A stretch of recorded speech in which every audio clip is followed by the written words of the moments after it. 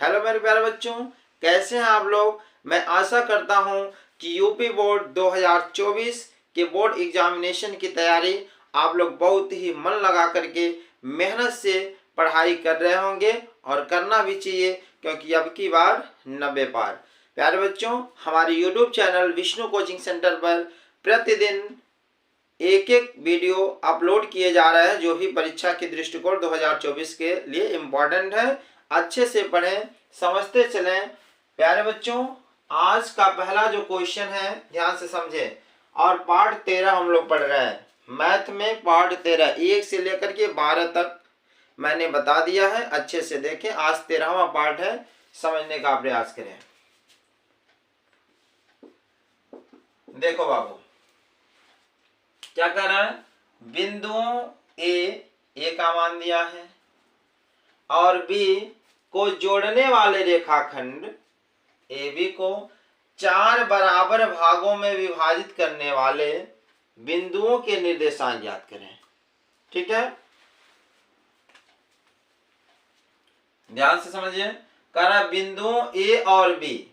अब दो बिंदु हैं, एक बिंदु यह हो गया और एक बिंदु यह हो गया। समझिएगा अच्छे से। कह रहा बिंदुओं ए और बी को जोड़ने वाले रेखाखंड ए बी को 4 बराबर भागों में विभाजित करिए। अब जो ए से बी तक की दूरी है, मान लो एक बिंदु ये हो गया, दूसरा बिंदु ये हो गया। ए का मान क्या दिया है, इसको ए मान लो, इसको बी मान लो। ए का जो वैल्यू है बाबू -2, और जो v का वैल्यू है क्या है 2,8। समझने का प्रयास करिएगा। ठीक है, देखिए कह रहा है कि ए बी को 4 बराबर भागों में विभाजित करने वाले बिंदुओं के निर्देशांक हमसे पूछ रहा है। अब जहां ए से लेके बी तक है ना, इसमें 4 बराबर भाग करो। ए बी मान लो ये सी डी ई, 1 2 3 4 बराबर भाग हो गए कि नहीं। ए बी इसका नाम सी डी और ई। समझे कि नहीं समझे जी। कह रहा भागों में विभाजित करने वाले बिंदुओं के निर्देशांक। अब 4 बराबर भाग हो गए कि नहीं। देखो ए सी हो गया, एक सी डी डी ई और ई बी, ये सभी आपस में क्या हो गए, बराबर हो गए। ठीक है जी। तो हमसे यही पूछ रहा है क्या, ए बी को 4 बराबर भागों में विभाजित करने वाले बिंदुओं के निर्देशांक।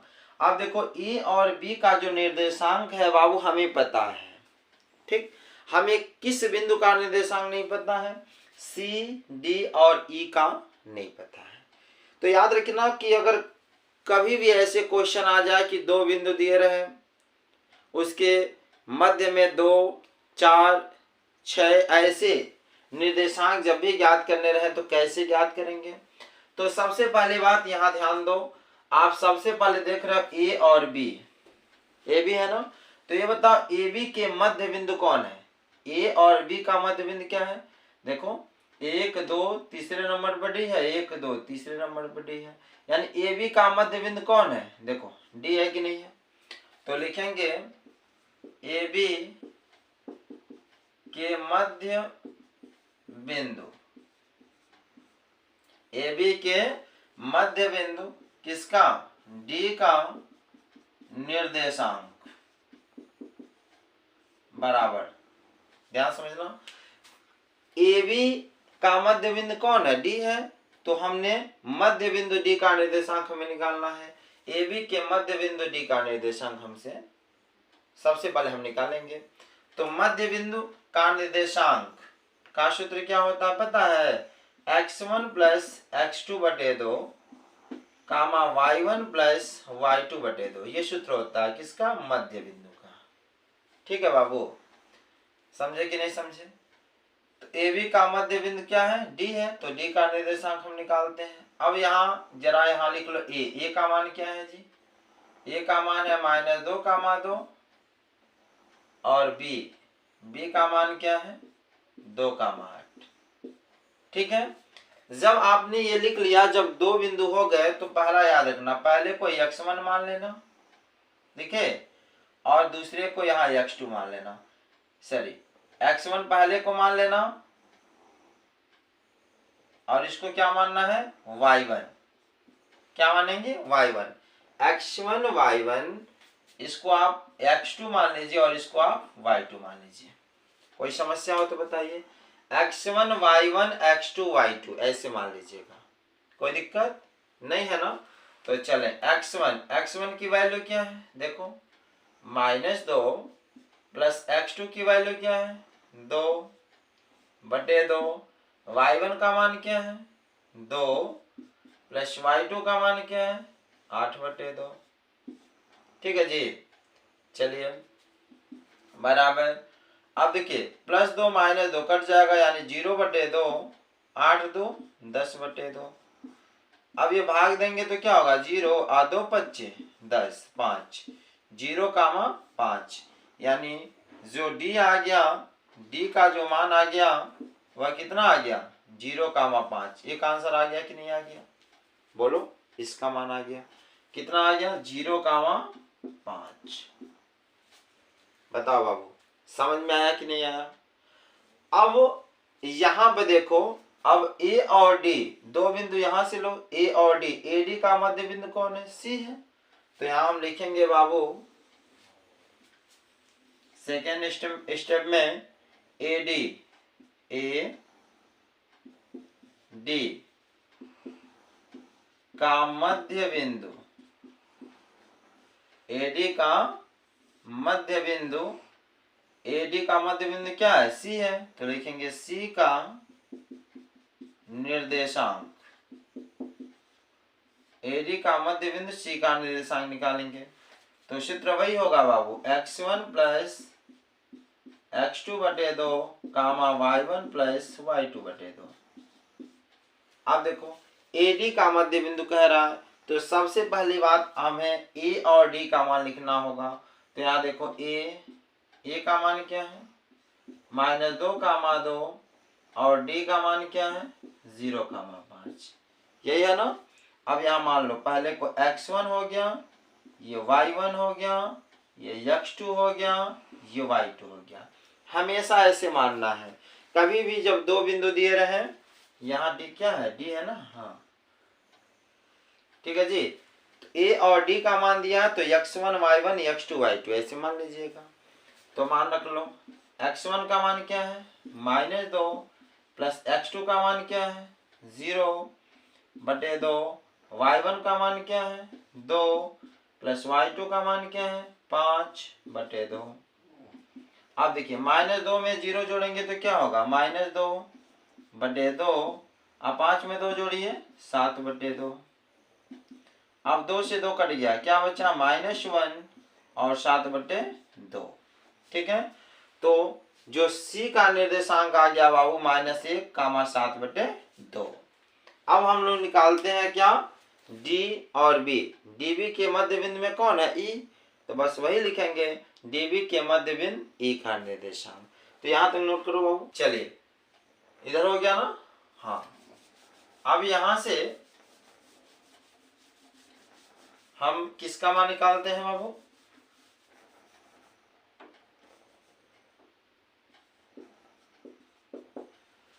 अब D और B के मध्य बिंदु में कौन है, E।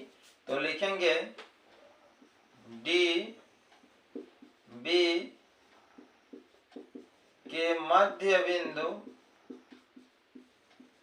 DB के मध्य बिंदु, DB के मध्य बिंदु क्या है, E है। तो लिखेंगे E के निर्देशांक, सूत्र वही होगा, x1 प्लस x2/2 कामा y1 प्लस y2/2। ये सूत्र याद होना चाहिए। ठीक है जी। चलिए बाबू,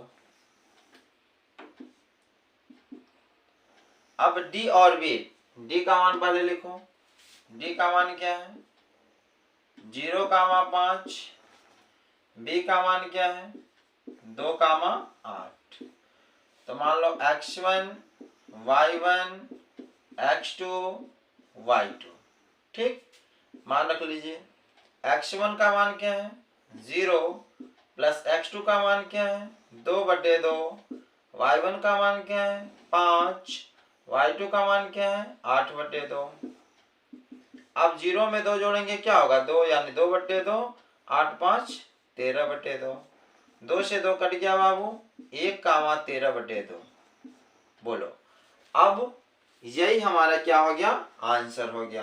तो आंसर लिख देंगे क्या, देखो जो सी का निर्देशांक आ गया, सी का निर्देशांक कितना है, देखो सी का निर्देशांक मैंने क्या निकाला है, सी का निर्देशांक है क्या -1 7/2। फिर डी का निर्देशांक क्या है 0, 5 और फिर ई का निर्देशांक क्या है, यहाँ निकाला गया है क्या बाबू 1, 13/2। ठीक है, यही हमारा क्या है आंसर है। ये ने कह रहा था 4 बराबर भागों में विभाजित करने वाले बिंदुओं के निर्देशांक। तो ए और बी के बीच में 4 1 2 3 4 बिंदु हो गए। ठीक है, 4 भाग हो गए बराबर बराबर, और इसके बीच में किसका मान नहीं पता था सी डी और ई का। तो सी का मान आ गया, डी का मान आ गया और ई का मान आ गया। प्यारे बच्चों पहला क्वेश्चन समझ में आया। अब हम लोग चलते हैं सेकेंड क्वेश्चन पे। तो आज का दूसरा क्वेश्चन क्या है कि निम्न आंकड़ों से माध्यिका की गणना करें। अब एक चीज समझना बाबू, पेपर में माध्यिका की जगह अगर माध्यक कह दे तो माध्यिका कहे या माध्यक कहे दोनों का मतलब एक ही होता है, घबराने की जरूरत नहीं है। ये मत कहना कि सर ने तो माध्यिका पढ़ाया था ये तो माध्यक आ गया, बात वही है, या तो माध्यक है या तो माध्यिका, सेम क्वेश्चन सेम है। ऐसे ही हमें निकालना है, अच्छे से समझो कैसे निकालना है माध्यिका या माध्यक। देखो ये लॉन्ग क्वेश्चन का सवाल है, बड़े स्तर के क्वेश्चन पूछे जाते हैं। तो जैसे दिया है अंक और विद्यार्थियों की संख्या, अगर 0 से 10, 10 से 20, 20 से 30 करके आया है ना, तो यहाँ लिखेंगे बाबू हल। पहले माध्यक या माध्यिका जब भी पूछे तो पहले जो जैसे दिया वैसे उतार लो। अंक दिया है ना तो लिखो अंक, फिर क्या दिया है विद्यार्थियों की संख्या, आप उतार लो विद्यार्थियों की संख्या। ठीक है जी, विद्यार्थियों की संख्या।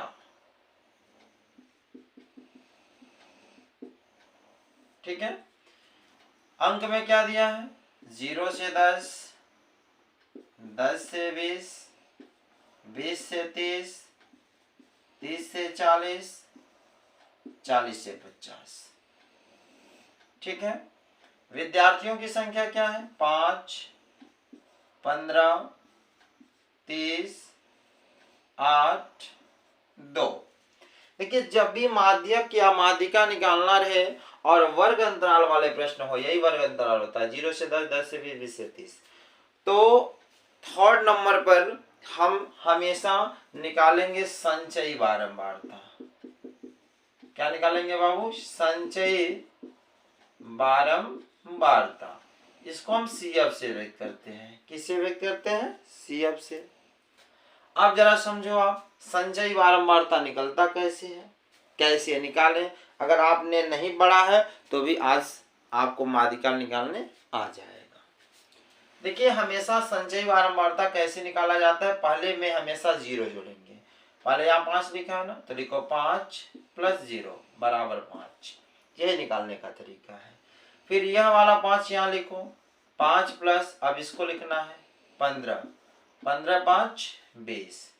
ठीक है, अब यही 20 यहाँ आ जाएगा तो 20 प्लस क्या लिखा है 30 बराबर क्या हो गया 50।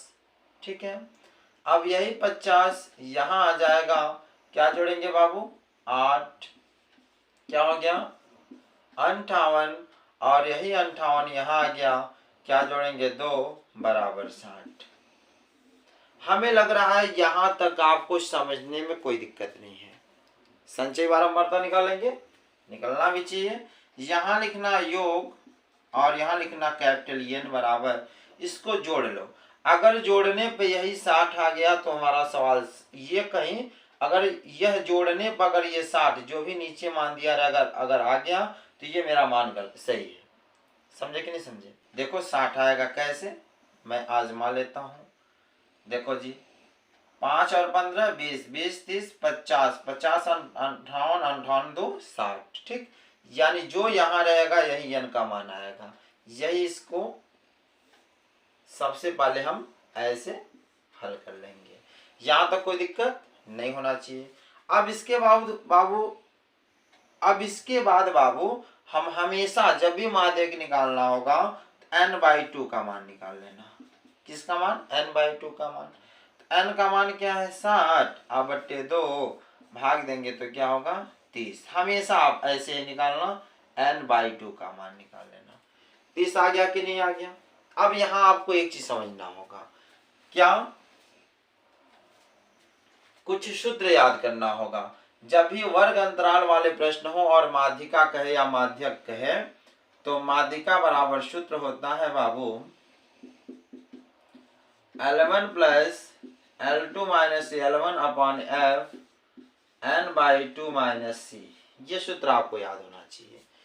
माध्यक या माध्यिका बराबर सूत्र क्या होता है? L1 plus L2 minus L1 upon F n/2 minus C। ठीक, अब हमको ये समझना होगा, क्या समझना होगा बाबू? ये जो n/2 निकालना, ये 30 लिखा है ना। अब हमको ये देखना है संचयी बारंबारता में किसकी औकात है कि वह 30 लोगों को बैठा करके भोजन करा दे। 30 है ना, इन्हीं में देखना है किसकी औकात है। क्या 5 की औकात है 30 का भोजन करा देगा? नहीं, बेचारे के पास 5 ही थाली है तो 30 लोग कैसे खाएंगे? नहीं खा सकते हैं ना। चलो, क्या 20 की औकात है 30 की भोजन कराने की? नहीं, क्योंकि थाली तो 20 ही है, भोजन 20 ही लोगों का बना है तो 30 कैसे खाएंगे? नहीं खा पाएंगे।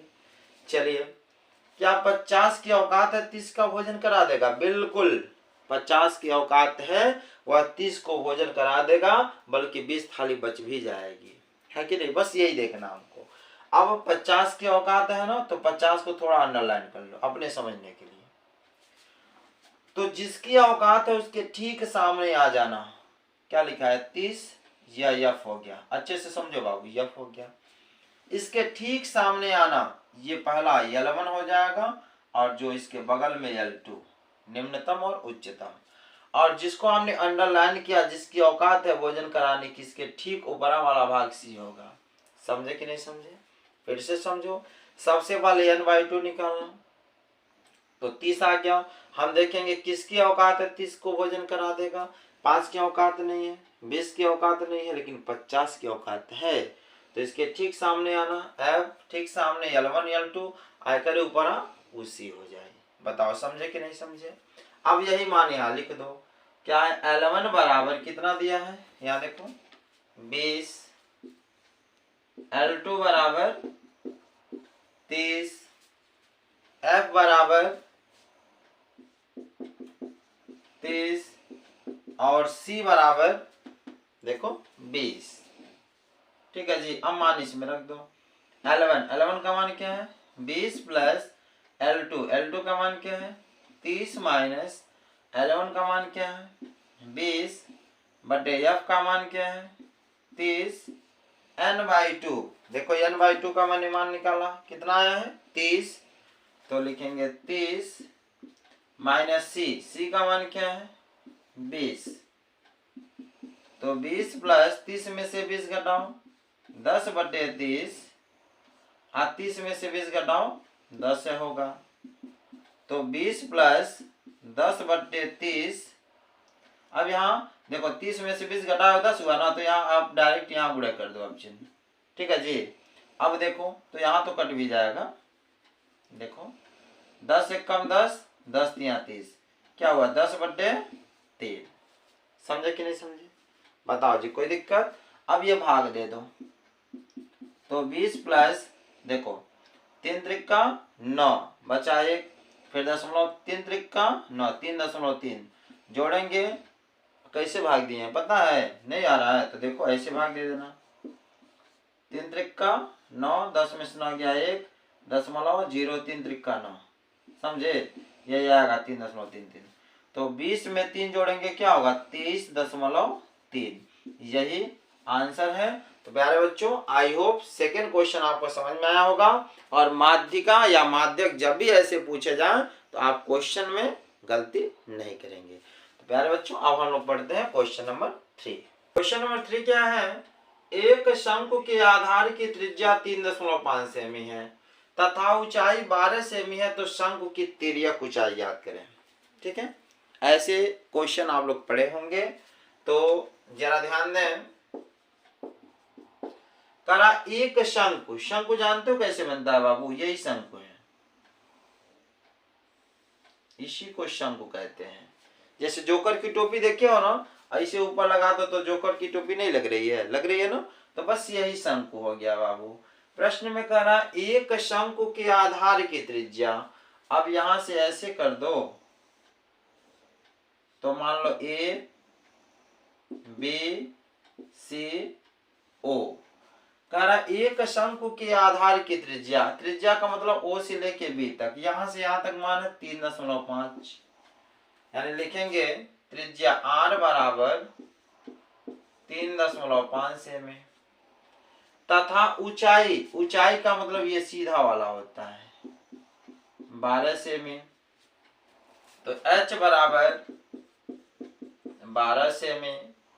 शंकु की तिर्यक ऊंचाई याद करें, देखो यही तिर्यक ऊंचाई होता है, जो तिरछी ऊंचाई यल, यही हमसे क्या कर रहा है, पूछ रहा है, यल का मान पूछ रहा है। आपको तिर्यक ऊंचाई यल का सूत्र याद होगा, क्या होता है बाबू, तिर्यक ऊंचाई का सूत्र होता है H square plus R square. ठीक, अगर आपसे कभी पूछा जाए कि शंकु की तिर्यक ऊंचाई याद करें तो H square plus R square कर देंगे। तो यहाँ एच का मान क्या है 12, तो 12 का वर्ग करिए, आर का मान है 3.5 का वर्ग करिए, तो 12 का वर्ग 12 गुणे 12 144 हो जाएगा, और प्लस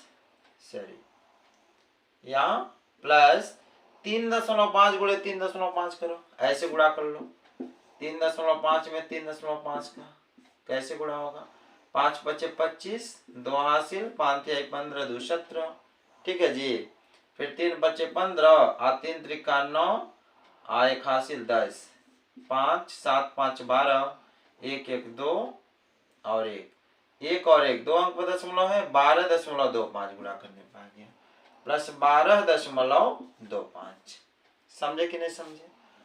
और 12.25 में 144 जोड़ दो, जोड़ने आता है जी, 144 ऐसे जोड़ेंगे, 144.00 कर सकते हैं, जोड़ भी सीख लो, मैं बता दे रहा हूँ, 5 2 4 2 6 4 1 5 1, जोड़ कितना आ गया 156.25, बताओ जी।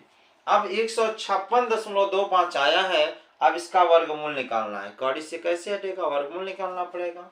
तो वर्गमूल कैसे निकालते हैं समझो यहाँ ध्यान से, भाग से निकालना पड़ेगा, 156.25 है, भाग से वर्गमूल आता है कि नहीं जी, नहीं आता, तो देखो मैं समझा रहा हूँ। सबसे पहले दशमलव की दर विषम में है ना, तो पहले एक अंक लेते हैं, पहले इससे एक एक कम एक, ऐसे गुणा होता है। अब क्या करते हैं, ये माइनस होता है, ये घट जाता है, एक में से गया कट गया, इसको जोड़ लिया जाता है, 1 और 1 2 हो गया, बताओ जी कोई दिक्कत नहीं। अब इसके बाद डबल अंक उतारेंगे, ठीक है जी, तो 56 उतारो, अब कितना बिर जाएगा कि 56 से अधिक ना हो, 2 बार, देखो फिर 2 यहाँ लिखेंगे, 2 यहाँ लिखेंगे, फिर यहाँ 2 से गुणा भी करेंगे, तो 2 दूने 4 और 2 दूने 4, यानी 22 दूने 44 हो गया, बोलो जी। अब यहाँ प्लस यानी इसको जोड़ देंगे, 6 और इसको घटा देंगे, 6 में से 4 गया 2, 5 में से 4 गया 1, इसको जोड़ो 2 2 4 2, और फिर दशमलव है तो दशमलव उतारो, डबल अंक उतारेंगे 25, कितना मिल जाएगा 5 बार में, देखो 5 यहाँ लिखो, 5 यहाँ गुणा कर दो, 5 5 25 हाथ में लगा दो, 5 चौक के 20 2 22 हाथ में लगा दो, 5 दूनी 10 2 12, ये बताओ कट गया कि नहीं कट गया, ठीक, यानी इसका एलसीएम आ गया 12.5 सेमी। तो प्यारे बच्चों आई होप क्वेश्चन नंबर 3 भी आपको समझ में आया होगा। अब हम लोग चलते हैं क्वेश्चन नंबर 4 में। क्वेश्चन नंबर 4 क्या है? क्वेश्चन नंबर 4 देखते हैं क्या है। एक गोले का वक्रपृष्ठीय माप, वक्रपृष्ठीय माप का मतलब वक्रपृष्ठ है, वक्रपृष्ठीय क्षेत्रफल है, कितना दिया है, यहाँ लिखे हल दिया गोले का वक्रपृष्ठीय माप, तो लिखेंगे गोले का वक्रपृष्ठीय माप बराबर दिया 36 पाई सेमी स्क्वायर। एक चीज समझिएगा, वक्रपृष्ठीय माप का मतलब होता है वक्रपृष्ठीय क्षेत्रफल। अब आपको पता होगा कि गोले का वक्रपृष्ठ का सूत्र क्या होता है, 4 पाई आर स्क्वायर। देखो सूत्र याद होना चाहिए, जब सूत्र याद होगा तभी तो सवाल लगेंगे। बताओ जी, अब यहाँ गोले का वक्रपृष्ठ बराबर दिया है 4 पाई आर स्क्वायर, ये सूत्र याद होना चाहिए। दिया है 36 पाई, तो लिखेंगे 36 पाई। फिर कह रहा है गोले का आयतन याद करें। अब इसी गोले का हमसे आयतन पूछ रहा है, गोले का आयतन पूछ रहा है बाबू। तो ये बताओ गोले का आयतन का सूत्र क्या होता है, 4/3 पाई आर क्यूब। यह होता है गोले का आयतन। अब इसी में से हमको गोले का आयतन में 4/3 पाई का मान 22/7 होता है। आर का मान नहीं पता, देखो कहीं दिया आर का मान नहीं दिया है। अगर आर का मान निकल जाता तो मैं इसका आयतन निकाल देता, लेकिन यहाँ हिंट दिया है, वक्रपृष्ठीय दिया है, इससे हम आर का मान निकाल सकते हैं। दिया है गोले का वक्रपृष्ठीय माप 36 पाई है, तो वक्रपृष्ठ का सूत्र होता है 4 पाई आर स्क्वायर बराबर 36 पाई, मैंने लिख दिया। अब पाई से पाई क्या हो गया, कट गया, 4 एकम 4, 4 9 36, देखो बराबर है तो इधर इधर काट देंगे। तो आर स्क्वायर बराबर क्या बचा 9, तो आर बराबर, ये बताओ 9 का वर्गमूल कितना होता है 3, आर बराबर 3 सेमी आ गया। बताओ आया कि नहीं आया। जब आर का मान आ गया तो गोले का आयतन नहीं निकाल लोगे, तो यहाँ क्या हो जाएगा 4/3 गुणे पाई का मान होता है 22/7 गुणे आर, आर का मान क्या है जी 3, तो लिखेंगे 3 कितना बेर है 3 बार, तो 3 गुणे 3 गुणे 3। बताओ जी कोई समस्या नहीं है ना। अब एक चीज आप समझने का प्रयास करो, क्या कि पाई का मान तब रखा करो कि जब यह कटने योग्य हो, 7 से कोई कटेगा ऊपर नहीं कटेगा। तो पाई का मान रखने की जरूरत क्या है, आप रख दोगे तो भी गलत नहीं है, लेकिन रखने की जरूरत नहीं है। क्यों, क्योंकि 7 न 4 कटेगा, न 22 कटेगा, न 3 कुछ नहीं कटेगा, इसलिए पाई का मान आपको रखने की जरूरत नहीं है। तो पाई को पाई ही रहने दो, 3 से 3 कट गया, आसान हो जाएगा ना। 4 तिया 12, 12 तिया 36, यानी 36 पाई सेमी क्यूब, यही हमारा आंसर है। तो प्यारे बच्चों, आई होप आज का सभी क्वेश्चन आप सभी लोगों को अच्छे समझ में आया होगा। तो प्यारे बच्चों, ऐसे ही अन्य वीडियो देखने के लिए हमारे चैनल को लाइक, सब्सक्राइब एंड शेयर करें। मिलते हैं अगली कड़ी में अगली वीडियो के साथ, तब तक के लिए धन्यवाद।